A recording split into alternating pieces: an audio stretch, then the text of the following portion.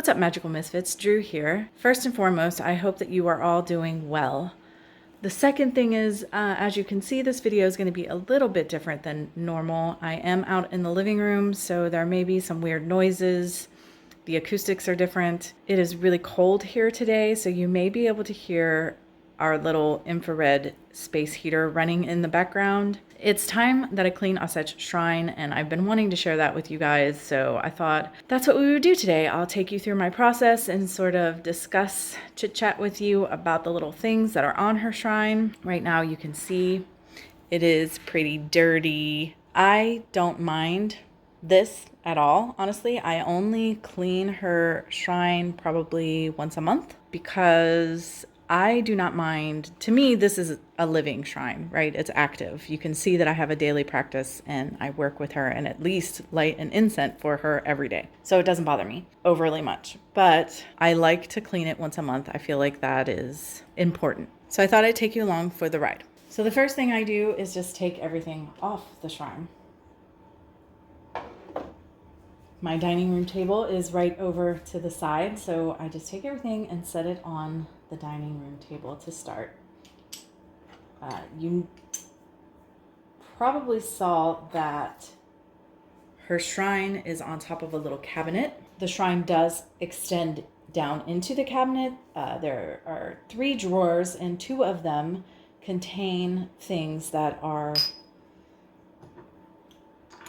basically part of the shrine. I would say that 90% of the things that I have on her shrine are things that were already in my possession. Again, as I'm putting everything back, I'll kind of probably talk about it to an extent, and it'll become clear the things that were bought specifically for her shrine. So this is my love cleansing water, essentially.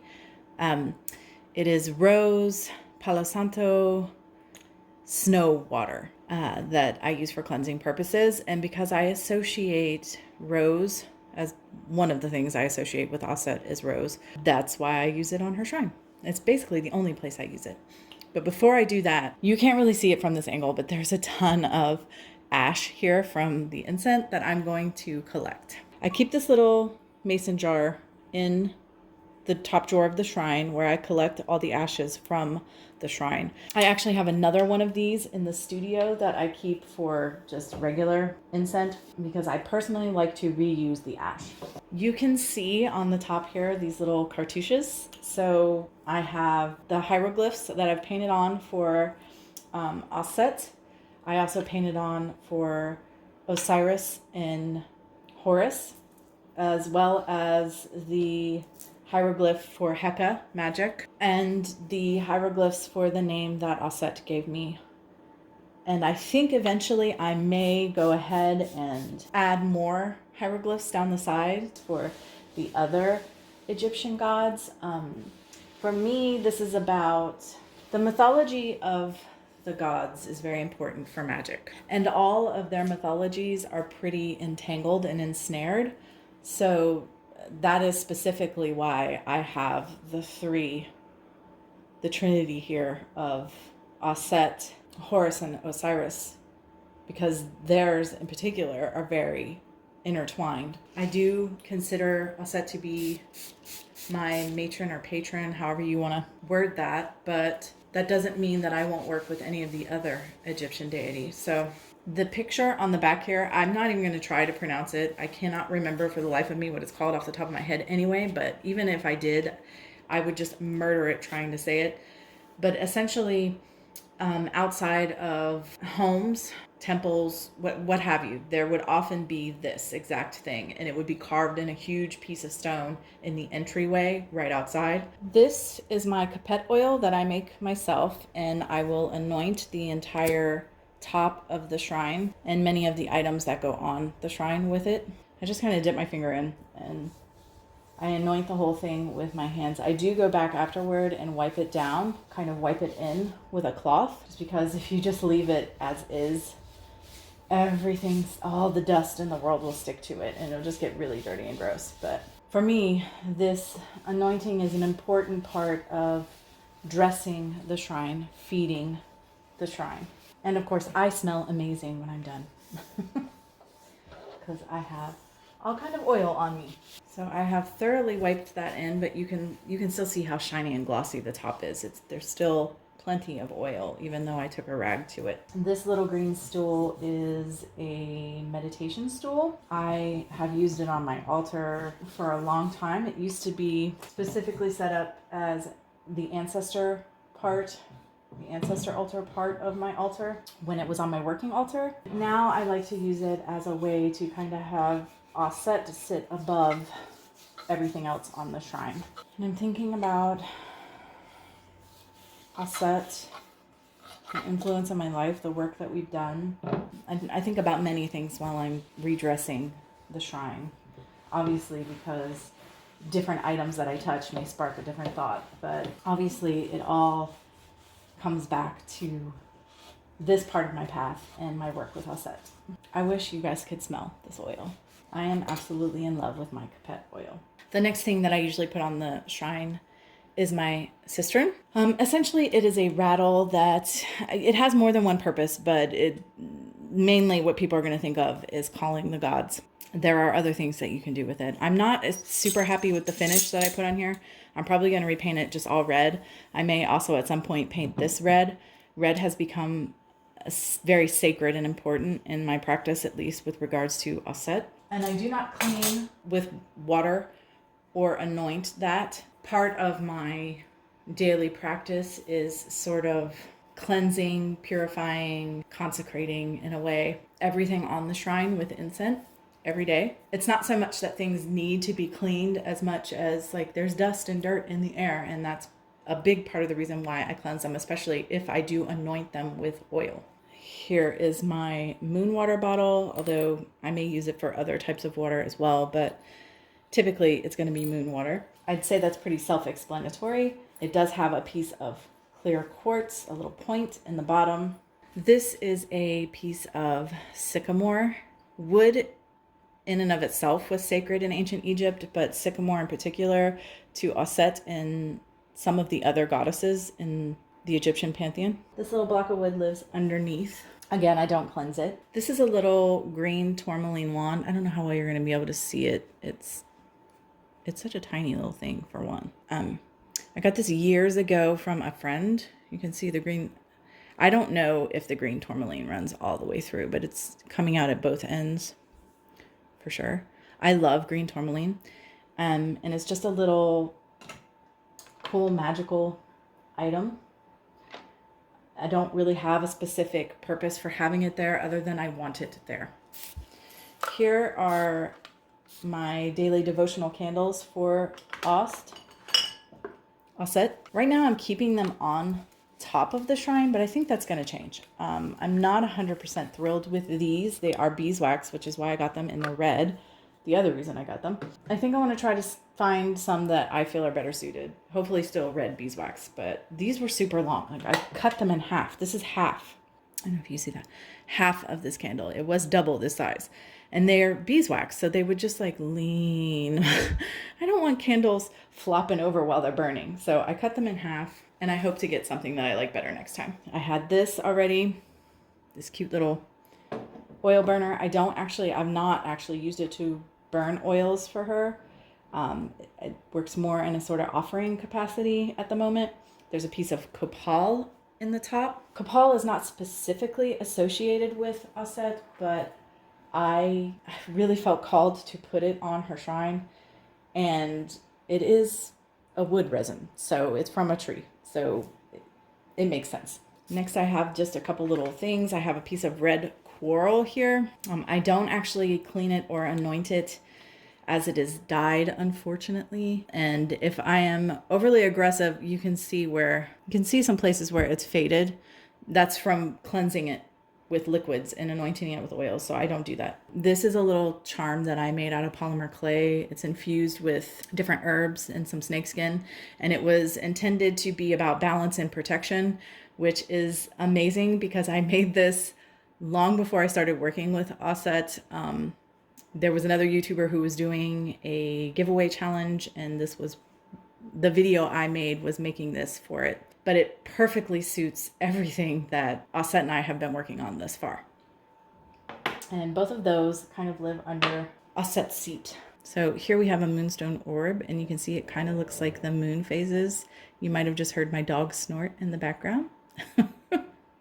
There's another one. There's 3. Oh, maybe there's 2. It reminds me of moon phases. And moonstone is associated with Auset, as it is with many goddesses. And this is actually supposed to be an incense burner. It's a little cobra.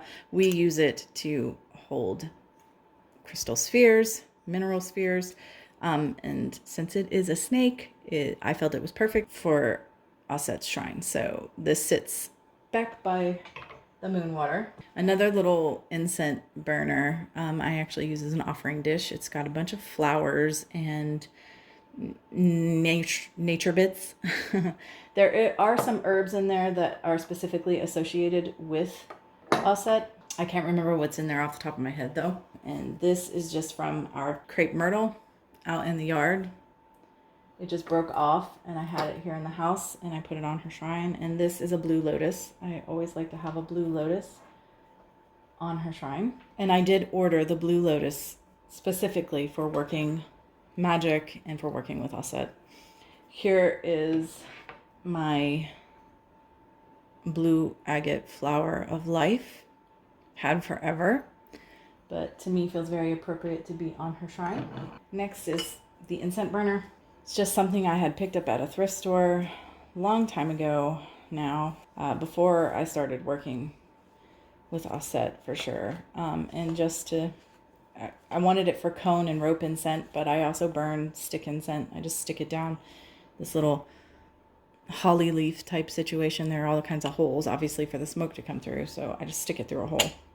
And there's pink Himalayan salt, rock salts, there's sand, there may be black salt. There's just all kinds of insulators down in the bottom that are good for purification and protection. And then we have her devotional candle. This is kind of heat sensitive. There's a little blemish up here from something being too hot set on it. So I like to keep a little glass plate under the cast iron candle holder. This is what is called a pyrite sun. So it is pyrite, but it looks like a little sun. I keep it on because it is called a pyrite sun. And for me, sun is very important. The sun is very important when it comes to my connection with ancient Egypt and Cometics and Heka and what have you. I do not get this wet or anoint it with oils either. I have this little medallion thing here. Oh, come on, focus. Little Egyptian-esque. It's probably some kind of pot metal. It's a cheap thing. I got it from one of my kids. It's something they had when they were little and they gave to me. And I'm probably going to add it to my Book of Heka, but for now it lives on Auset's shrine. I have 2 palm stones here that I have cleansed and I am now anointing with Capet oil.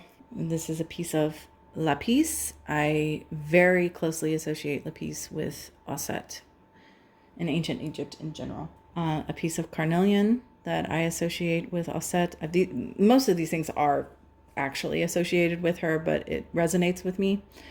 I also associate this with Sekhmet, but I haven't really worked with her that much, so I don't anoint this next piece. It is, it's supposed to help with meditation and stuff. It's got copper and quartz, and the image is supposed to do something, but like a generator maybe. I can't remember exactly what it was called, but obviously it's connected to the third eye, and that anytime there's imagery of eyes, again, I am brought to Egypt, so it lives on the shrine. Freshly cleansed and anointed rose quartz pyramid. Obvious imagery here. We have lots of crystal pyramids, but I only put 2 on the shrine.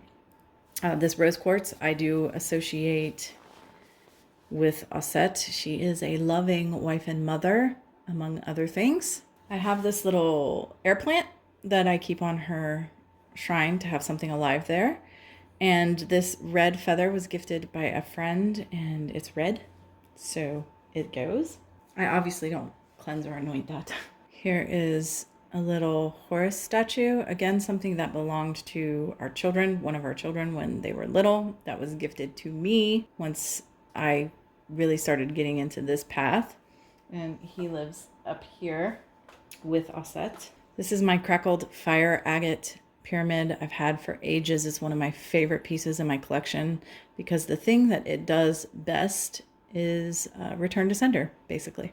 And it lives near Auset on her shrine. Here is my lapis obelisk. It was specifically bought for Auset's shrine, and it is actually linked to the dog star Sirius. So it touches her on the shrine. Another piece that I don't cleanse or anoint, this was gifted by a witchy sister, and it is for Aust.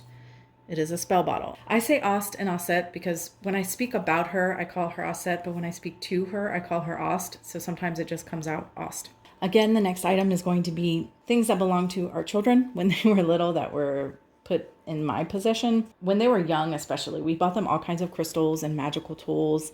And all three of them have kept different things, but the majority of the things that we gave them have either come back to us or gone away because they just didn't have nearly as much of an interest in this kind of thing as we do. So my two cobras belonged to the boys, and now they live on Auset's shrine, along with my husband's Ankh ring that he had before we even met, so probably more than 20 years ago. Auset herself is one of the last things that I like to put on the shrine. I do have to put her on before I can put some other things on because they go around her.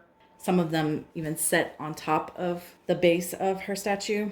I do have this little scarab that he goes on, little metal scarab. Again, something that we had. This is my intuition oil. It lives on her shrine.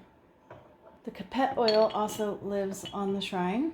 So I do a little different with with Auset. I do cleanse her with the spray, but I anoint her with her own oil. It's also the oil I use to anoint her devotional candles. Fairly early on in my practice, I got this sort of intuitive hit to make an oil. It's lotus rose oil. That is her oil that I only use in regards to Auset. That oil lives in this little red skull. It's an old perfume bottle. I thought was fitting. It's funny because it's probably one of the reasons why I feel so strongly about red when it comes to Auset. I have two of these little bottles. One is blue and one is red.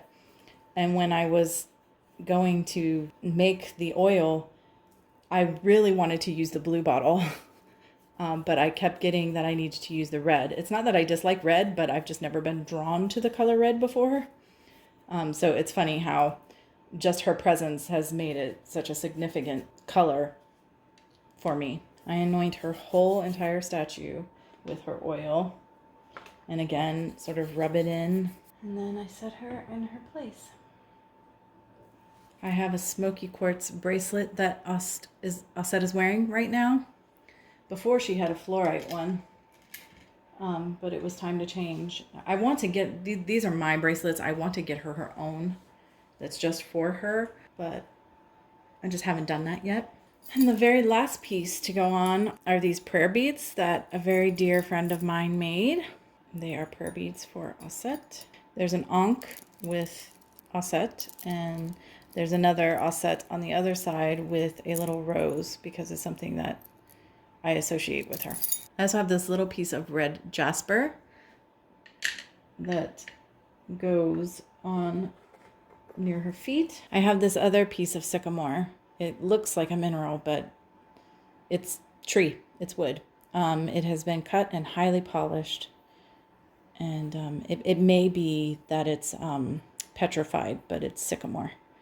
And you can even tell by the patterns on it. And that also lives right on her statue at her feet. And lastly, her oil. And basically that's it. That's my process with cleaning and caring for Auset and her shrine. Thank you so much for watching. Hopefully it wasn't too jarring. I tried to make sure that things were in focus, but half the time I was paying more attention to what I was doing. So hopefully it's good. I'll see when I edit. But Thank you so much for watching. And as always, until next time, much love and gratitude.